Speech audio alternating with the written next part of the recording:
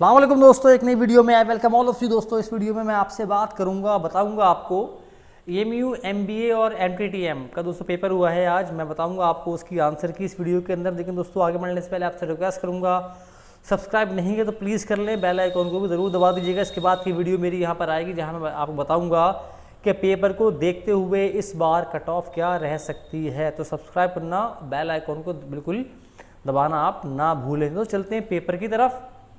Paper दोस्तों आपको screen पे अब दिख रहा होगा।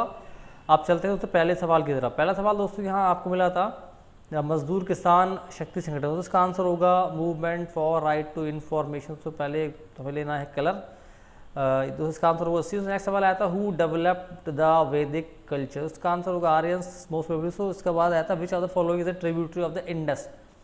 सो इंडस की जो ट्रिब्यूटरी दोस्तों ये चेनाबी होगी, क्योंकि यहाँ पे कश्मीर में बहती है।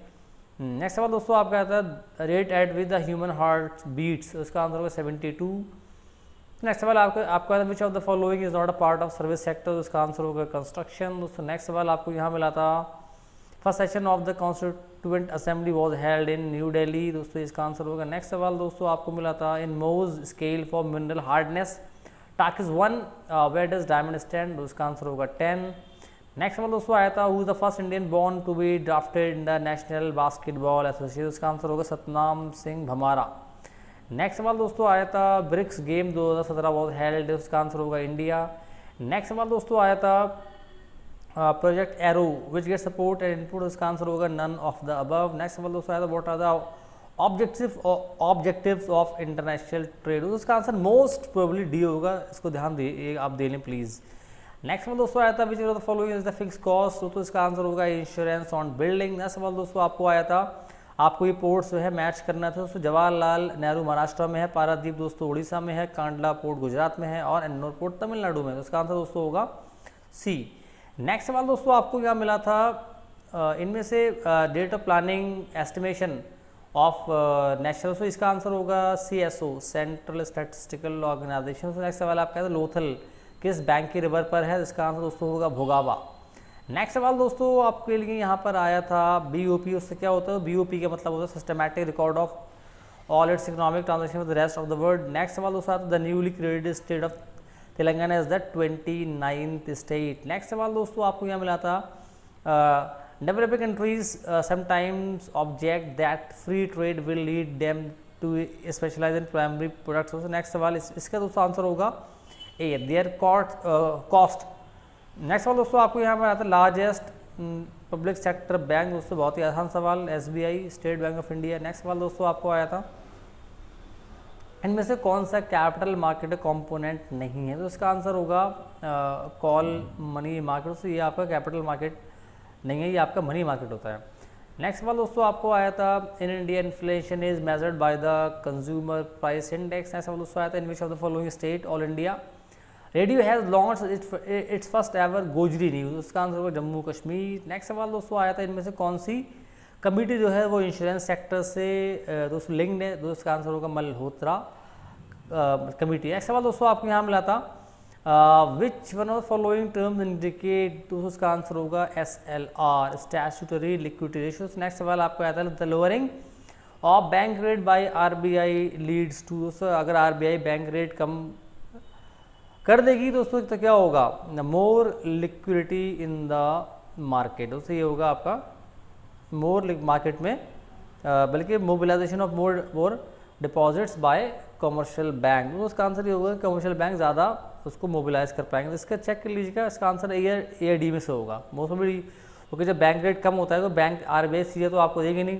तो जो कमर्शियल बैंक्स हैं वो उसके ज़्यादा डिपॉजिट्स को मोबिलाइज कर सकते हैं। उससे नेक्स्ट सवाल यहाँ आपको आया था दोस्तों इनमें से आप ये आपका रीजनिंग है, इसको मैंने सॉल्व नहीं किया, बहुत टाइम लगता है करने में इसको। दोस्तों कुछ मैं आपको मैथमेटिक्स पहले बताऊंगा। दोस्तों इसका है आपका ये आपका 31 का आंसर होगा D all number greater than 7। Next सवाल आपका था इसमें एक्सप्रेशन में दोस्तों इसका आंसर क्या होगा, दोस्तों इसका आंसर आ रहा था 1, इसका आंसर होगा दोस्तों 1। नेक्स्ट सवाल दोस्तों यहाँ आपको मिला था ये सब जो है आपके DI सॉल्व करने में टाइम लगता है।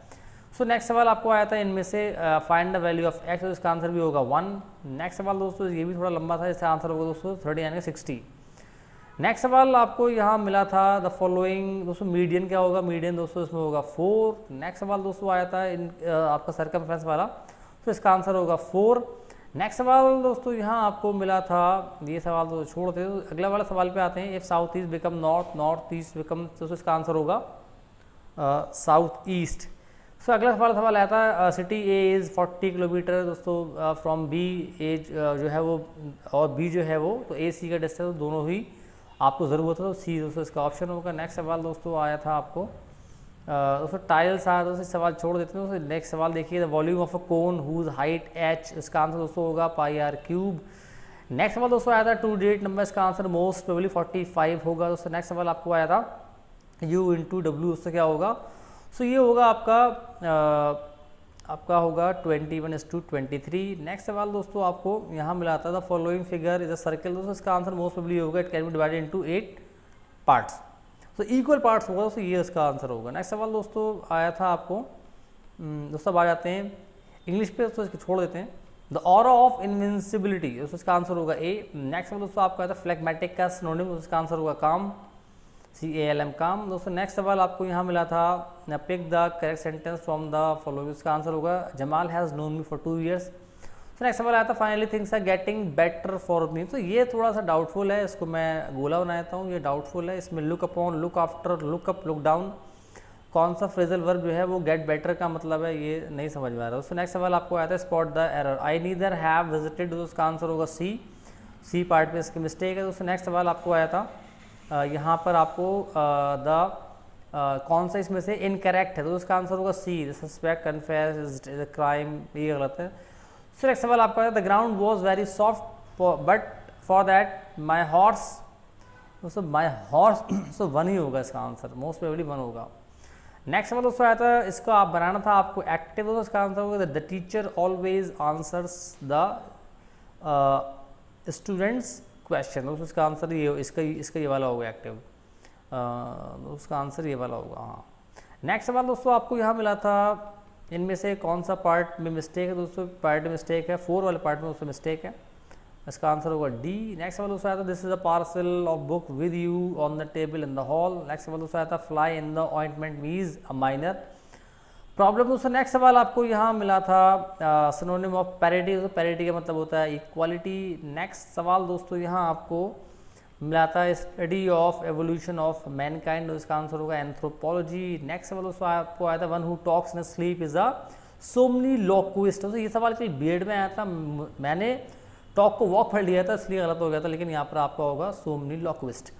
तो नेक्स्ट सवाल आया था the examiner asked the candidate, दोस्तों इसका आंसर होगा सी, पार्ट में मिस्टेक है। नेक्स्ट सवाल दोस्तों आपको आया था इसका मतलब क्या है, Shivam is having his clothes washed, दोस्तों इसका जो है इसका आंसर होगा Shivam arrange someone for somebody to wash his clothes. Next सवाल आया था some time we have to put up with unpleasant situation. Next सवाल दोस्तों आया था we have put a lot of effort into this project. दोस्तों next सवाल यहाँ आपको मिला था people are destroying large areas of forest, तो इसका आंसर मोस्ट 99% ये होगा, थोड़ा ध्यान दे लीजिएगा इसको।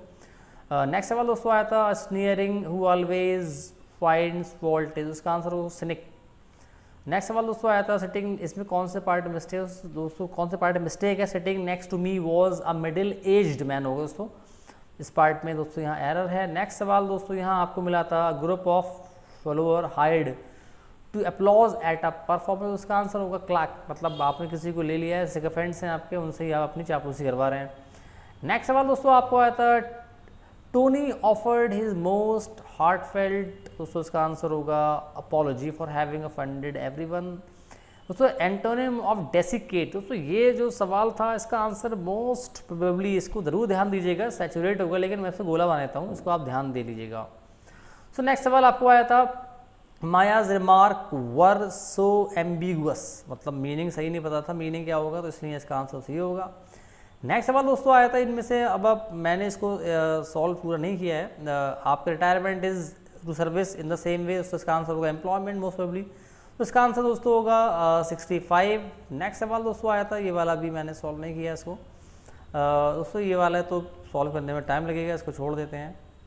नेक्स्ट सवाल दोस्तों आया था इनमें से कौन सा जो है विच ऑफ द फॉलोइंग, सो इसको मैंने सॉल्व नहीं किया, इसको छोड़ देते हैं, आगे चलते हैं। दोस्तों ये वाला पार्ट जो है इसे मैंने बहुत कम सॉल्व किए हैं, तो इसका आंसर होगा सॉफ्ट, ये देख लीजिए आप 93।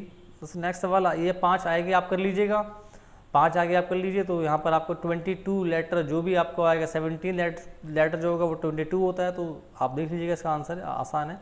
तो इसका आंसर आएगा 94 का 200 होगा दोस्तों, ये देख लीजिएगा। पब्लिकेशन दोस्तों होगा इज रिलेटेड टू आपका libel in the same way speech is to slander, तो ये इसका आंसर होगा। सो नेक्स्ट सवाल आपको आया था इनमें से कौन सा एम्बेलिश का एक सिनोनिम है नियरेस्ट मीनिंग, तो इसका आंसर होगा डेकोरेट। सो वैक्सीलेशन का मीनिंग दोस्तों होगा डिटर्मिनेशन। दोस्तों ये सारे मैंने आपको आंसर, लास्ट वाला सवाल ये को समझ में नहीं आ रहा है, south is related to north west, मतलब नॉर्थ वेस्ट का मतलब क्या है, क्या पीछे से आ रही है आगे से आ रहा है, नहीं पता है। तो साउथ वेस्ट का मतलब है, नॉर्थ वेस्ट का मतलब होगा कि आप जो है 135 डिग्री क्लॉकवाइज में मूव कर रहे हैं, अगर हम देखें तो। ऐसे ही अगर आप वेस्ट को क्लॉकवाइज में मूव अगर आप करते हैं तो ये हो जाएगा आपका नॉर्थ ईस्ट, लेकिन फिर भी इसको आप कोई सवाल जो है क्लियर नहीं हो रहा ज़्यादा।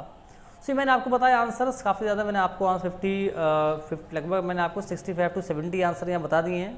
आई होप वीडियो देख ली होगी आपने, चेक कर लिए होंगे अपने आंसर, इतने भी अगर आपके इतने भी जो मैंने बताया सही हो गए होंगे तो आपका सिलेक्शन में चांसेस बहुत बन जाएंगे। मैं बताऊँगा आपको अगली वीडियो में कि इस बार जो है क्या रह सकती है इसकी कट ऑफ। दोस्तों आज की इस वीडियो में इतना ही, सब्सक्राइब करना बिल्कुल ना भूलें। खुदा हाफिज़।